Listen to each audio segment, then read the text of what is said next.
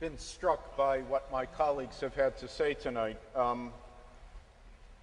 My family is here, and they can attest to the fact that I often go to synagogues to speak as a scholar in residence, and when I do, I usually speak about rabbinic literature, literature from the 4th and 5th century, or the 1st century. And I can fairly count on the fact that if there will be a question and answer period with the congregation, someone in the congregation will stand up and say, "Yes, Rabbi, but what about the Holocaust?" And part of me is always struck with disbelief. I mean, it's not a huge surprise to me that people don't pay close attention when rabbis speak. But what seems to be the miss, that did they really not understand that I was speaking about a Judaism of 1,500 years before the Holocaust? And I think both of you helped me have some better perspective on the rehearsed tragedy. Whether it's at the heart of Christianity and it's the crucifixion, or whether it's stories in the Quran, both of which are about personal tragedy.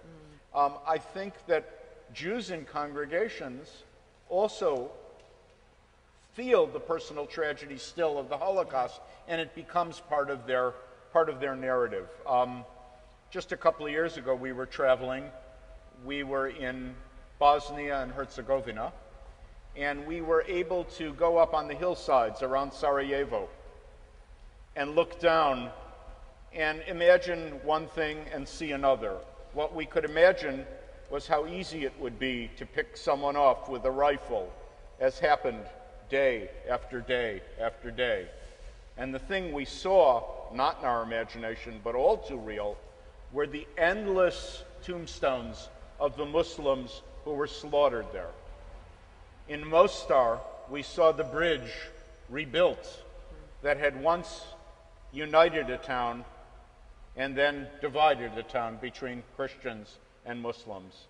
We know all too real that tragedy is a universal phenomenon that transcends Judaism, Christianity, and Islam. I'm wondering to my colleagues, is there something about the shared experience of America and the shared experience of the tragedy of 9/11 that allows us a singular response, a tragedy that we all share? Does it help us in some way? You can answer go that. ahead. I just spoke. You go next.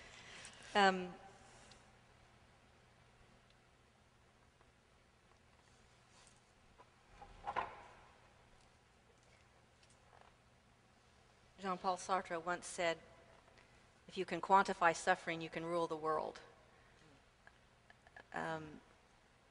So in light of that, I resist the idea that suffering is something that can be put into a story and in categories that can have a kind of universal scope to it, because we always experience suffering in the stories that we as individuals live in. But I also believe that the phenomenon of suffering is universal. What the quality of that suffering is, though, is very contingent upon, indeed embedded in, the stories we tell ourselves about who we are. And so what could be a situation in suffering for one person may not for the other, depending on the categories in which they make their meaning. But I hope, as we move through this, that the quest for common ground does not lead us to efface and value and listen carefully to the distinct ways in which traumatic violence gets spoken. I think sometimes a tragedy that is so massive and shared by many people can create a sense of unified identity that can be very problematic. And I've just recently read Adam Hochschild's latest book on World War I called To End All Wars. I don't know if anyone else has read it. It's an excellent book.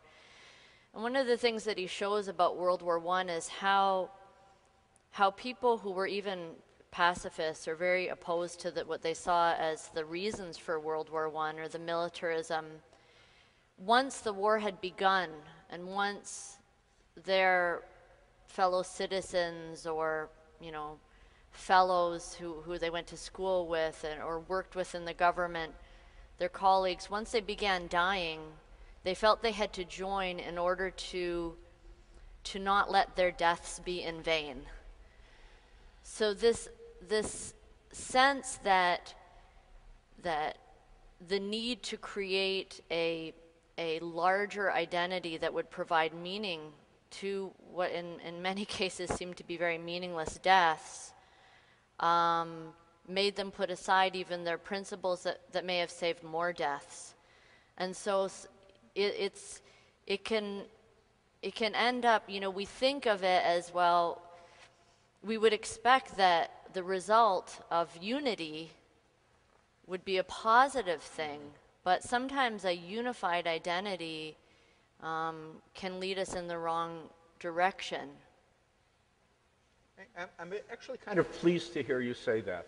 Not only because, as always, I learned from your wisdom, but I was concerned at your desire not to be judgmental.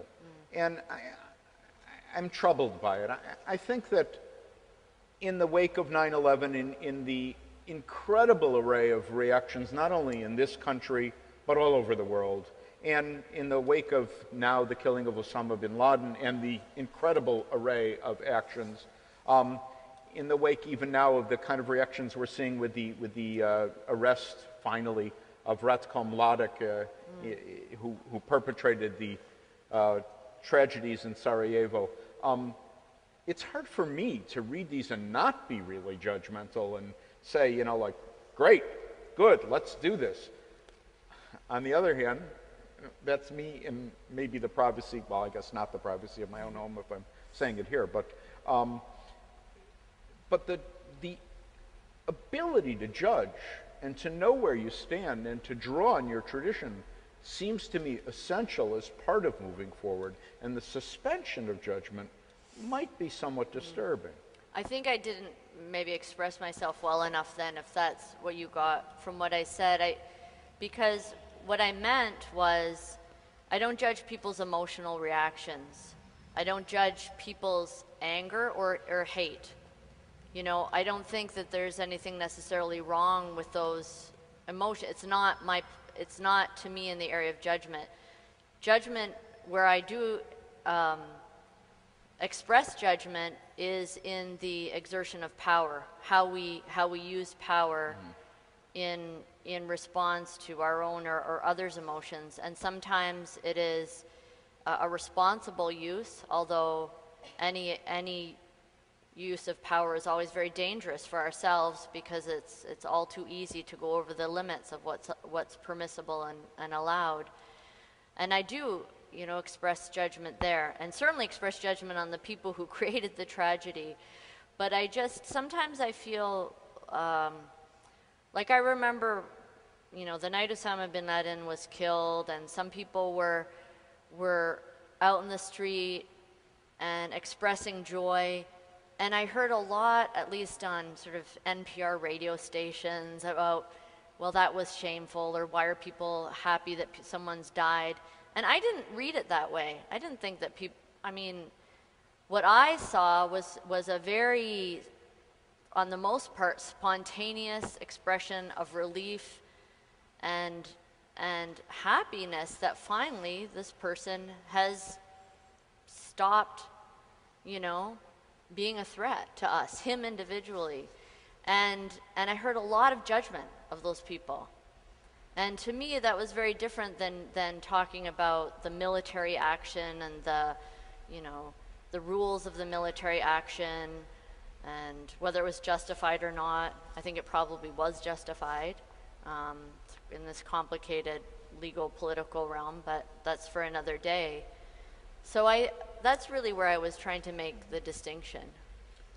I think of these stories that the religious traditions tell about traumas and tragedies this is a kind of simplified way, but I think of them as trauma dramas. And a trauma drama can be used for ill and it can be used for good. They're stories that are very powerful because they tap in to our deepest fears. And they are powerful because they evoke emotions that we oftentimes don't even know we have. And we need to always be conscious of the fact that they have this kind of power and how we deploy them. We need to treat them as potential weapons or potential sources of healing. When it comes to judgment, violence has the capacity to make your world very small because you can't hold it together because it's been so fractured. And it's often the case that for communities, for individuals in which violence has ordered everything, that it's like an enclosed system. And if it's left in a sense, broken open, it can just endlessly make its own meaning. And that's where I think it's often important for our own religious traditions to be able to get outside, to acknowledge the emotional claim, and then get outside of it in such a way that you can come back into it with a word that breaks that tightly enclosed story open. I want to draw you out on that because you said, I think I'm quoting you here, rehearsing the crucifixion has the potential to be reenacting the violence. Yeah. And surely, that story, the story of the crucifixion, is a trauma that's at the center of Christianity. I think Islam and Judaism share a similar story in the sacrifice of Abraham's son, or the potential sacrifice of Abraham's son, which Hebrews says is, a parabole, a parable for the crucifixion as well. And there is a danger, I think you named it, that in reenacting that, in letting that story be at the center of our identity, that we can wallow in victimization. I'm a bigger victim than you are. That seems to be sometimes the tenor of the debate. You talked about cracking it open, and how do we go about that from our traditions to take that central story and then flip it on its head in some way to make it useful? Well, that's going to be what we'll talk about for the next 3 weeks. But I think it's important to realize that you can't crack it open by simply avoiding the question of suffering. It's almost as if it's internal to these stories that the resources from externally cracking them open are there. So I think with the story of the crucifixion, it can be told in a way that is always creating Christians as victims of terrible other people, and the variety can be endless, who are attacking them, who they have to be freed from in a moment of conquest, which is the resurrection. And you just tell it over and over, and it becomes the justification for wars and for genocide. As a theologian, I seek to find a way to tell that story in which the fact that God dwells in the places that are most broken and gives hope to them is another way of telling the same story, but in a way that cracks it open by understandings of love and of hope. Ingrid, do you want to take a swing at that? Well, one thing I find quite interesting is that, in the story of the early Muslim community, there's different ways to tell it. And one of the things that I find interesting is that there was a great deal of suffering in the Meccan period. Many people died, were tortured to death in terrible ways. And then when the Muslims were in Medina and were able to establish a city-state with